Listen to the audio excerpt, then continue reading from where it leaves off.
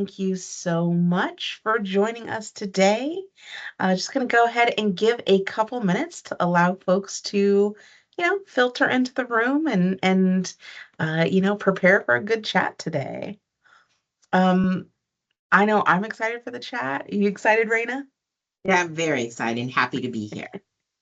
Awesome, awesome. All right. Well, so my name is Jenna Quinn, and it's my pleasure as the Assistant Director of Alumni and Affinity Engagement to welcome you all to this edition of the 49er Industry Chat Series.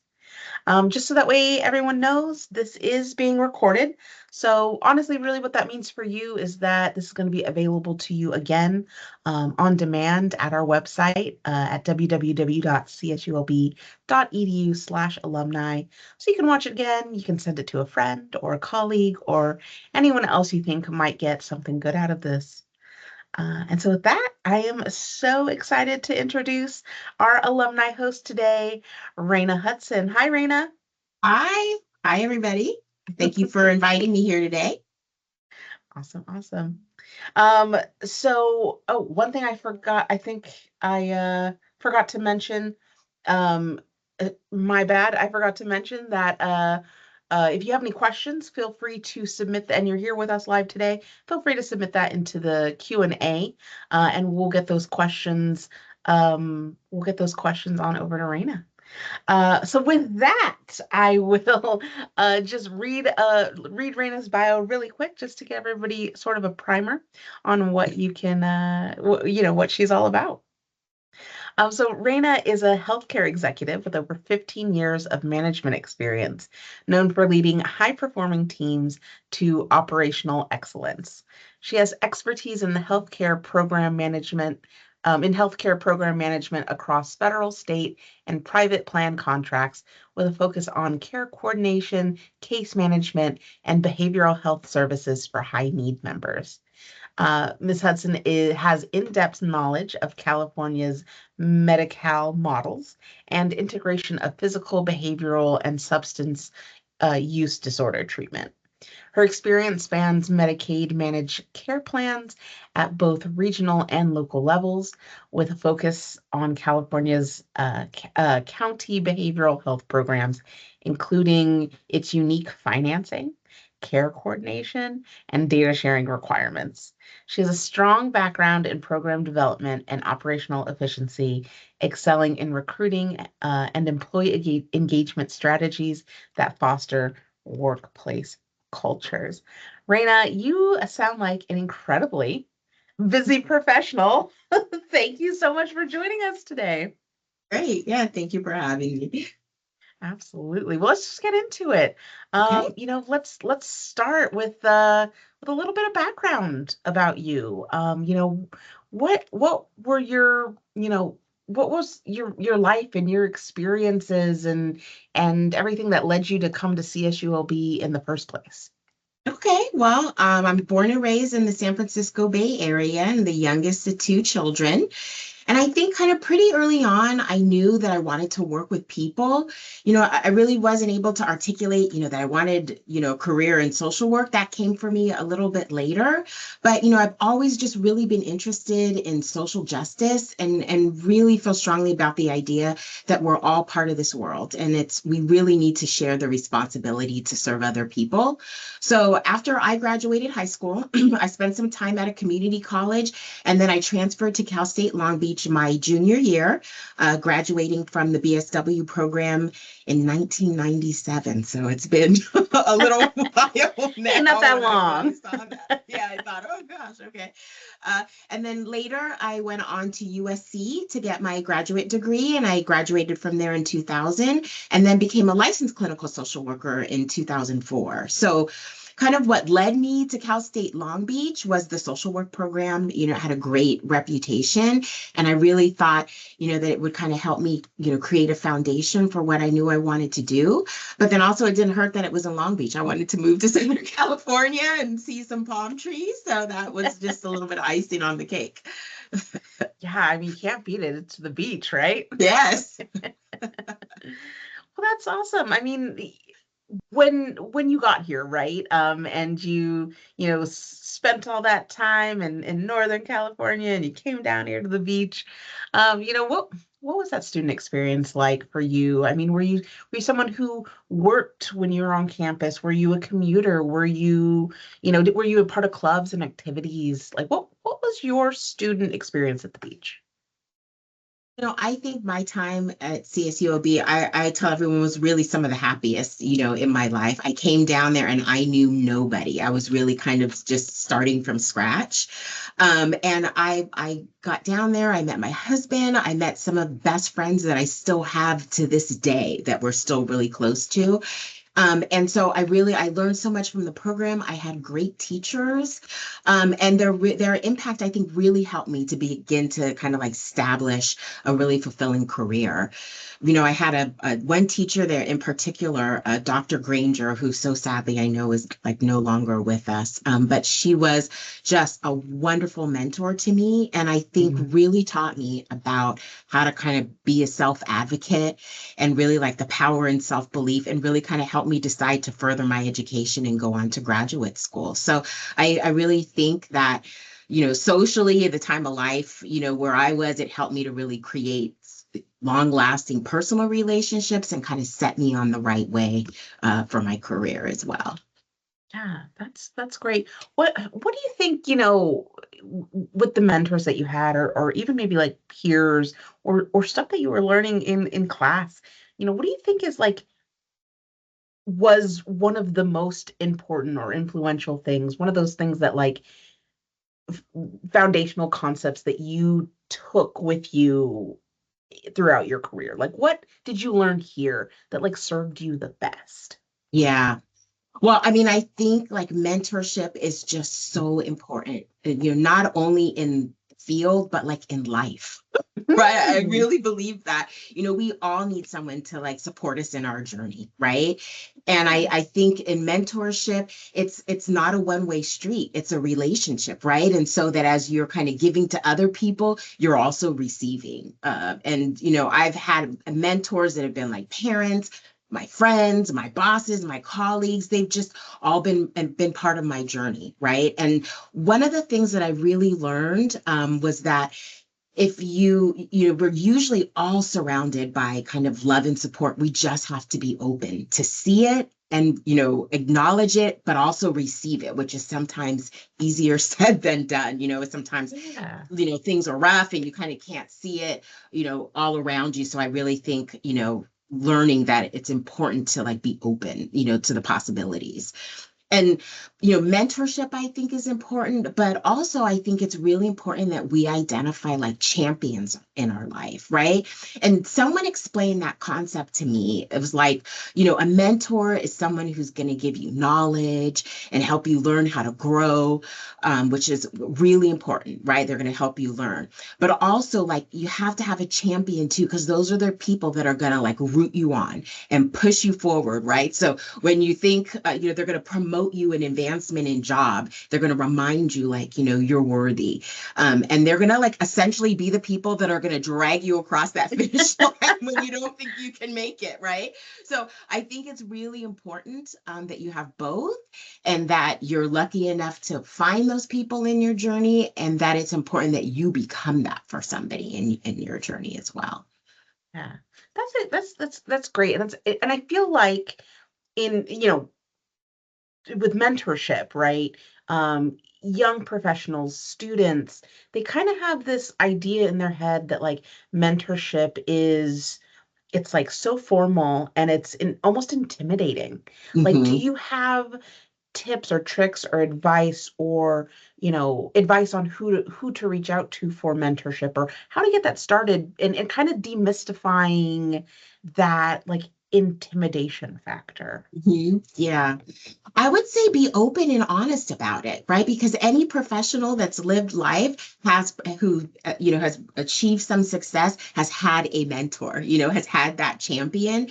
And there's no expectation that any of us in life know everything, right? So I would identify people that you maybe admire or people who you think know something that maybe you don't, right? And be really open and say, hey, I want to learn from you, right? And kind of grow with them and have a conversation, about it. Sometimes mentoring relationships are long term, but sometimes they're not, right? Sometimes someone's able to give you, the information that you need in that moment in time, and you can move on and keep that name as a reference, and you can kind of circle back around to them and bounce things off of them. So, I don't think it's a one size fits all. I think it's whatever you want to make it, whatever you need at that time. And, having the ability to have several different mentors, get several Mhm. different, points of view. So I say just be open and ask. I think people find that, most people, especially in the social work profession, we're in the helping profession, right? We want to Kind of help second nature, and kind of do that. natural with Yeah. with what Yeah. you're doing. Well, Yeah. that's great. That's great. So I mean, as far as you had mentioned a little bit earlier, that you maybe didn't know that social work was the path for you at start. Mhm. How did you find your way into social work? Was it something that you kind of fell into, or was it more intentional? Yeah. So I think back on that, and I think always through my time growing up, I knew I didn't kind of like want to sit behind a desk. It was always really important to me to be connected to other people. I'm a pretty social person. So get me going, I could talk forever about anything, right? But so I started and I did volunteer work. And I found that I really liked working with like all ages of people, kind of all different populations. I would tutor in after school programs. I even taught some summer school classes in like underserved schools with achievement gaps. I worked in mentoring programs. I love working with young women, working in hospitals. And what I found from those different experiences was that I really enjoyed talking to people and really felt honored when they were able to share their story with me, and really seeing people not only like survive but like thrive, in the face of some really difficult situations. I felt really inspired me and helped me to really just kind of want to stay focused. Didn't know what social work was, but like on the idea that I want to be part of people's stories, I want to be part of people's journeys, and I want to be helpful in some way, right? So I really think like we're put in people's lives, and are put in our lives for like a reason and a season. And I know it sounds kind of like corny, but I really do believe that, right? Because I've experienced people being really impactful in my life, and they probably didn't even know, like they said that, or it was Huh. something that I needed to hear in that moment in time. And so I feel that it's really important, like the power of compassion, and that we really have to be individually responsible to impact people. So I feel like kind of like, in a sense, my journey wasn't intentional that way, because I definitely did not anticipate like all the different experiences that would kind of bring me to this. But I think if you kind of have a general idea, like I did, that I want to be around people, I want to help, that goal can kind of help you stay grounded, even if you fall off track a little bit. Yeah, no, that's incredible. And what did those first steps look like? After being a student and actually getting into a career path, right? What Mhm. what and of course, a career path is so many things, right? Uh, we say that, but it's one of those things that we say and we kind of laugh about it. But what did those first steps look like for you? What were did you look for internships? Were you right into the job force? What were some of those first opportunities that you found? Yeah. So I was very lucky. I was in the Title 4E program. So I went to work for Department of Children and Family Services right after school. They paid me to do 1 year of work, and then you have to pay back, through that program, however many years you accepted the stipend. So I was very lucky that right out of school, I got to walk right into a job. And so, but I would say one of the things that I love about about this profession is that there's absolutely endless things, that you can do with it, right? And so, there's just a variety of different experiences that you can do in a field. Like you can work for a Fortune 500 company, right? Doing things like change management or employee well-being. You can work for a nonprofit, doing crisis services or developing and running programs. You can work at a hospital. I mean, you can be an entrepreneur. You can open your own private therapy practice, right? Find your niche. What do you feel passionate about? Because chances are, if you're passionate about it, you're going to be good at it, right? And people will want to, you will be drawn to you with it. You could be like a consultant. For me, I would have never in a million years thought that that's where I would be in my career. I was pretty clear, like I want to work with children and families. This is going to be what I'm going to do. I'm going to have a whole career here. And I was able to transition on to other things, right? So I just think my thoughts would be open because there's so many different possibilities and get experience in lots of different areas so that you can figure out, right? Like where do you want to remain? Because usually where you start, for some of us, it's a straight line, but for many of us, it's a pretty curvy path. Right. Yeah. So, I think that there's success in finding that this is a population or something, just as much success in finding like there's a population that I don't like working with just as much Mm. as you do. Right. It can be a really draining field. So I think one of the key things is to find out what about the job feeds you so that when it gets difficult, and you're in a day where you're like, I just can't hear any more sad stories today, right? To know that you're part of something bigger kind of helps you to remain steadfast and focused. Yeah. No, and I think, that one piece of advice is actually so salient, right? If you're working somewhere and it's not working for you, right? I think that there people might feel like that stigma, like, oh, I'm not cutting it, or it's Yeah. not, it's a me problem. But what would you say to those folks who are experiencing that at some point in their career, working with a particular population or, whatever it is? Right. I mean, I think it's part of all of like our process and our path to, self-discovery, right? You may really believe that this is what you liked and it wasn't. Again, I think that that's just as important to find out, right? And I think that there's so much variety and so much of an ability to impact. There's no need to stay in an area where it's not feeding you because chances are you're not going to be your full authentic self. Don't waste time in that, right? No, we're not promised any minutes in any day, right? So when you have some clarity, like again, kind of relating it back, be open to the possibilities and the people that will be put in your path that can kind of show you alternatives. But I like to say, and again, it's easier said than done, right? But that there's no failure in it. There's success in everything. Maybe it didn't turn out the way we thought it was, but that's part of our journey. Yeah, that's part of And that easier winding said than path. done. Yeah. Way easier said than done. So maybe like be kind to Yes. yourself and Be trust the kind to process yourself. or yeah. Yes. Yes. Yes. Well, We focus on many others. Someone told me that story about the sprinkler. You look about a sprinkler and all the grass is beautiful all outside of it. And you look at the grass right underneath the sprinkler and it's yellow, right? So if we are not fed and we don't understand ourselves, we're not going to be able to like spread, the love and beauty around. yeah, that's so great. Well, I want to ask you about what you're doing now, right? Like in the whole consultancy thing, right? What does that mean? What does a typical day look like for you? What do you do on the day to day now that you're Yeah. at this point in your career?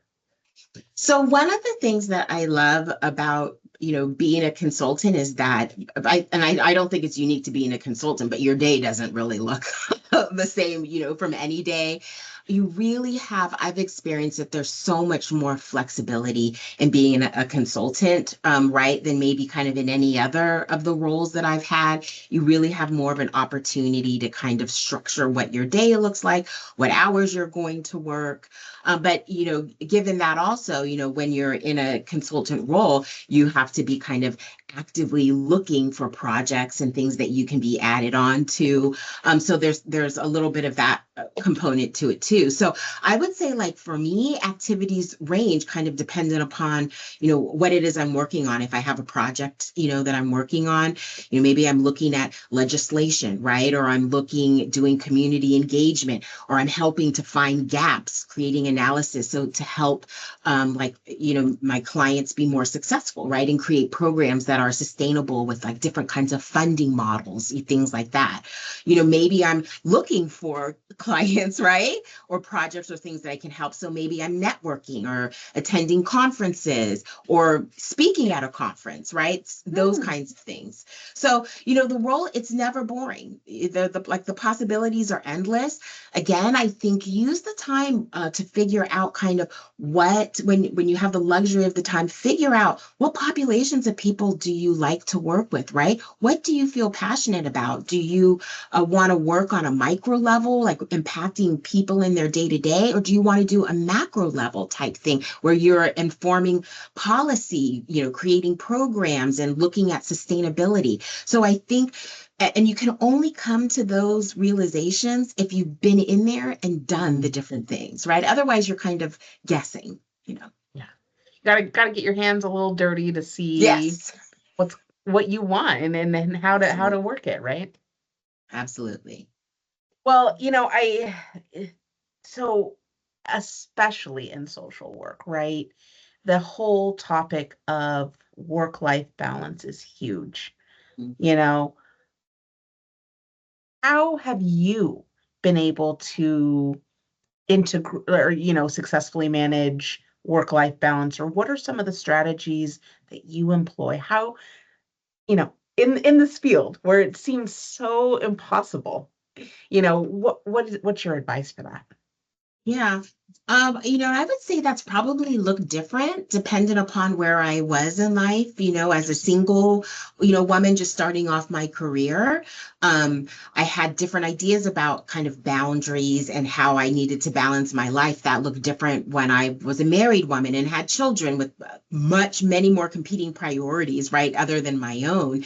And then now I'm kind of in my second act, I say too, which is like, I'm an empty nester, right? So I'm kind of back to this is, my husband and I, and, what do I want to do and focus on?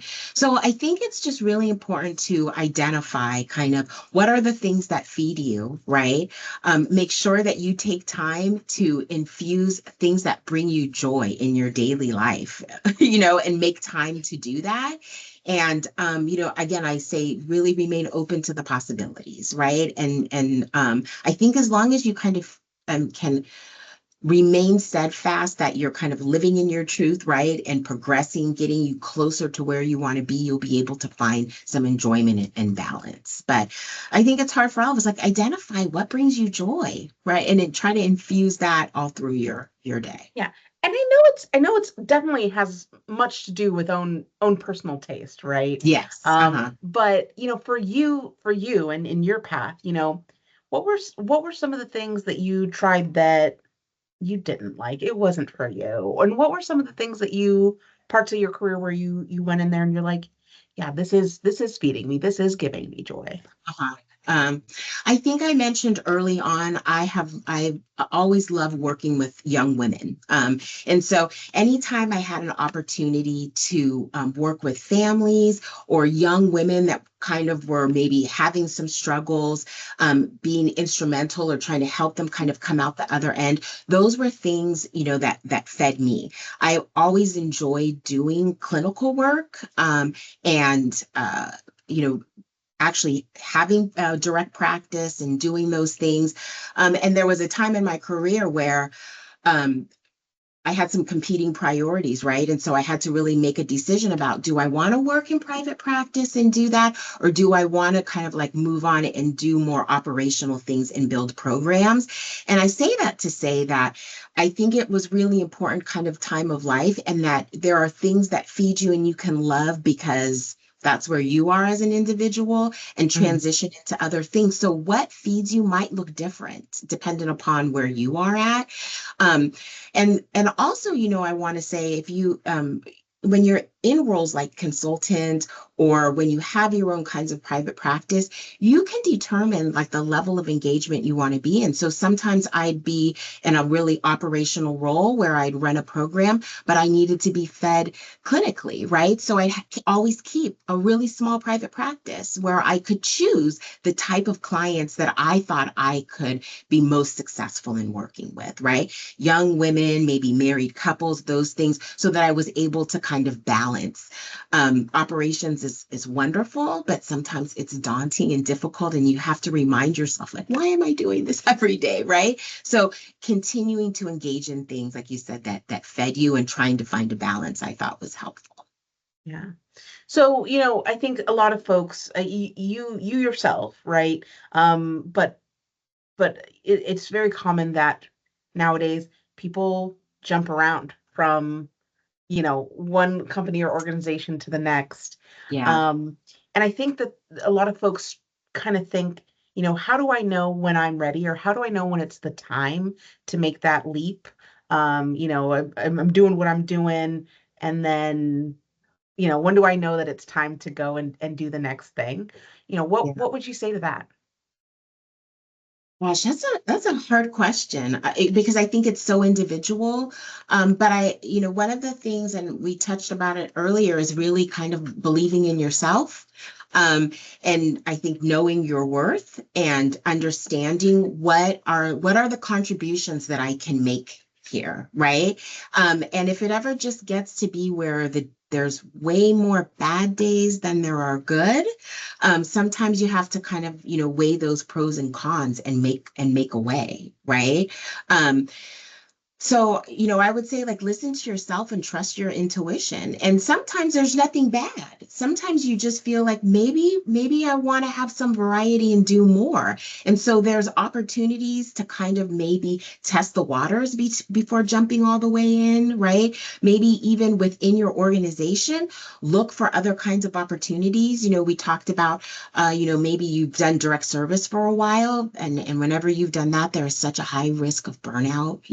You're giving your all every day, and hearing about and working with people during really some of the most challenging times in their life, right? So maybe you really like the organization, but burnout is real and you need a break. Finding other ways that you can be instrumental within that organization, right? So creating programs, looking for other kinds of opportunity, maybe even providing supervision for those individuals that are newer in the field, right? So, like, maybe you need a little bit of distance from the clinical piece, but you have a lot to give to that still, and you want to help new upcoming, therapists or clinicians to learn. So I think just being able to be kind of flexible, and, again, knowing what feeds you, but then being able to kind of pivot within the maybe your organizational structure to help give you um, other exposure to things. Yeah. So when you've been looking for, new things to take on, or new projects, or when you're looking for that change, where have you gone to look for that? Or how have, is it as simple as like asking a boss for a next project, or is it, how have you been able to navigate, making those transitions or taking more yourself? Yeah. So I think it's really important kind of strategic planning, right? So we Mm, talked about kind of like a road that isn't always, there's millions of ways to get to your end destination. But one of the things that really helped me was helping to set kind of short-term goals, right? So Mhm. at after graduating, I knew that I wanted to become licensed, right? And I knew that in order to do that, I needed to do, so many hours, and I had interest in these populations, right? So applying for jobs in that area, right? I think the other thing is not saying no, right? Because there were plenty of times where, like, I thought, I will not enjoy, I've worked for the VA hospitals, and I thought, I will not enjoy doing this. And this commute is crazy. This is an hour and 15-minute commute, right? Do I want Oh. to do that? But so through that process, I really was able to kind of experience things that I would have never experienced before, right? There were times where I thought, oh, I want to leave direct service and I want to move into a more management role, right? So identifying kind of what were the steps, how do I make the leap from an individual contributor to being in management? What are the skills that I'm going to need to have to highlight, right? So that maybe I find in other jobs on my resume where I could highlight that, so that maybe I wasn't my role wasn't specifically manager, but I could say I did these types of things increasing in responsibility, right? So I really think just kind of having a goal in mind of where you want to get to will kind of help you craft either in your current position things that you can highlight or ask for, or seek kind of on the side things you can do, off that'll give you that experience that you need. Yeah, that's great. We have a question from the Okay. audience. So, Okay. anyone else who has questions, please remember you can submit them now. You can submit them at any time. This is a well thought out one, so we might need to chunk it out. But, Okay. is there any advice that you have for someone who is interested in policy work within healthcare systems? And do you believe that most administration that you work with are accepting of like policy recommendations and changes that you may have, or is there a lot of pushback? Okay, can you tell me the first question again? It was awesome. I love this Yeah, yeah. question. It's a long one. So thank you. Yeah. So do you have any advice or like any advice for someone who's interested in policy work within Mhm. healthcare systems? Yes. So I think that if you're really interested in those things, look for advocacy organizations. And that is like really a good place to start.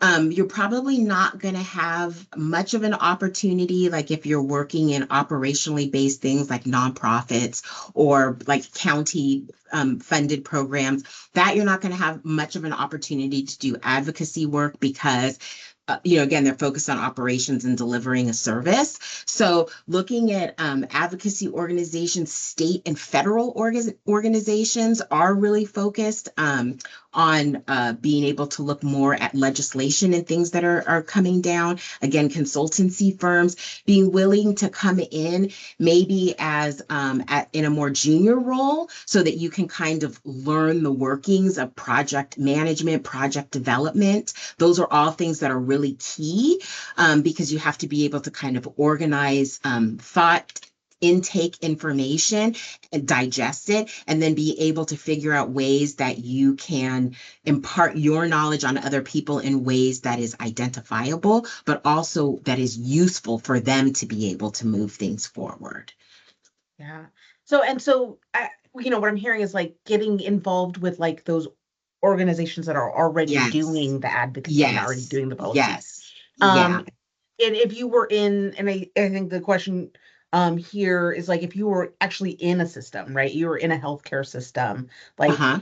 do you think it's like change only comes from those advocacy groups, or can you kind of get in that belly of the beast and be like, I want to make changes from the inside? Oh, absolutely. Absolutely. I mean, I think change can come from anywhere. And actually, I think that in any organization, somebody who is in the middle, rolling up their sleeves, digging in, they're often going to have they're the ones doing the work and know it intimately, right? And can make suggestions about change.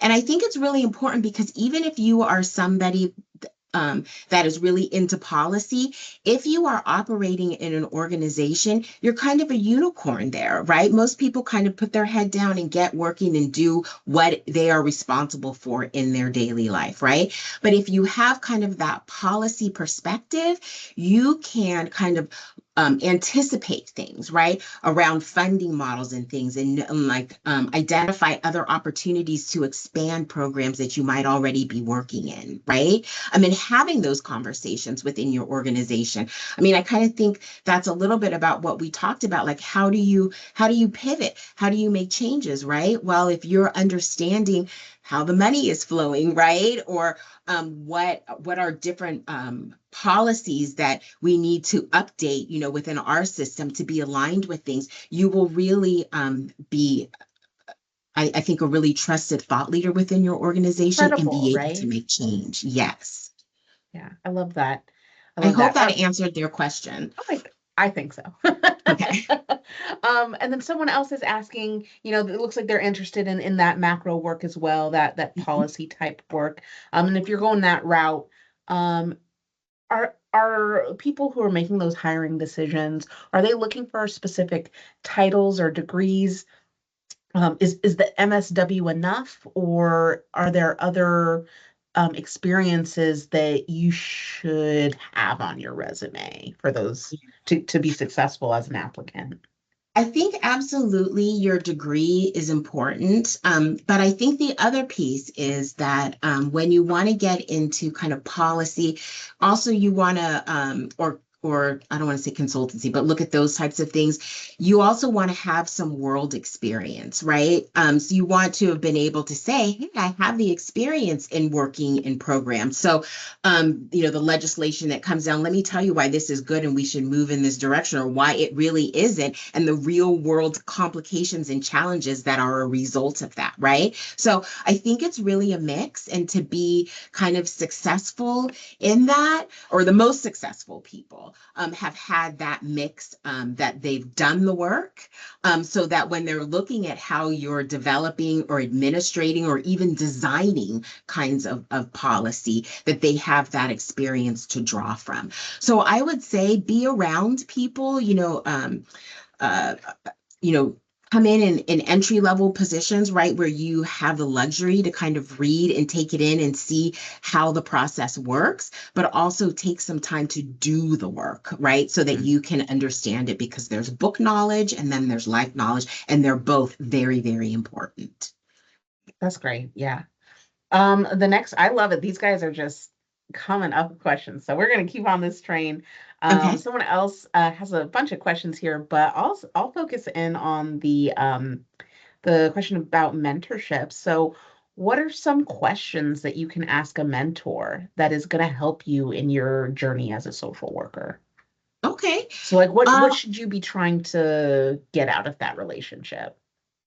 So I would find out what are the things, you probably identify. I would assume you're identifying a mentor or someone that you see as kind of successful and or has a Yeah, set go for it. of, yeah, of skills that you want to be able to acquire. So I would, take some time and learn their story, right? Kind of understand where they came from and see if there's similarities, things that you can identify with them, and find out what were their challenges. Because remember, challenges are just as important as learning about successes, right?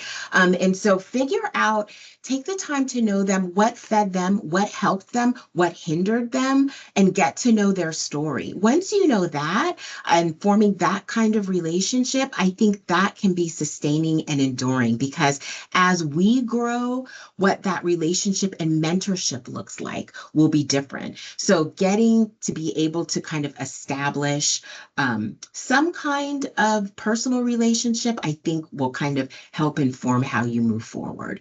But I would say look for somebody who you really feel like you can connect with and can be transparent with you, and who you feel like you can be transparent with, right?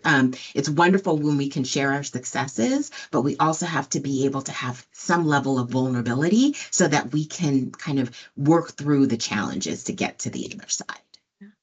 Well, what are some of the challenges that you experienced?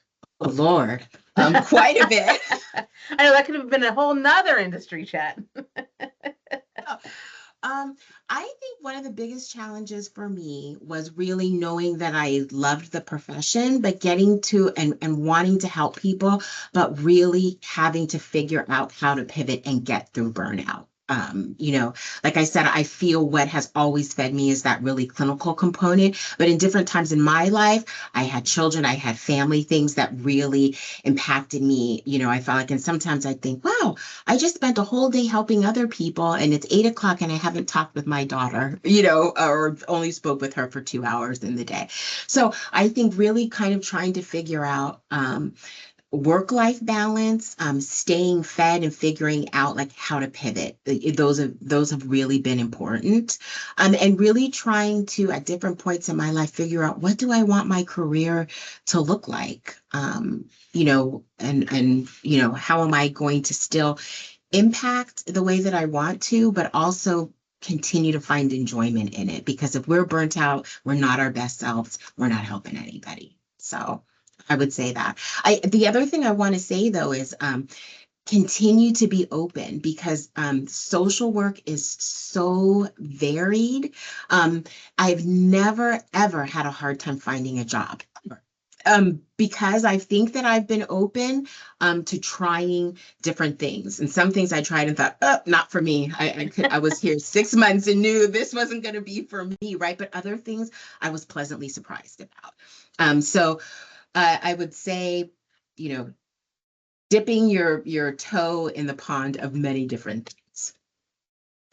That is fantastic. Fantastic advice.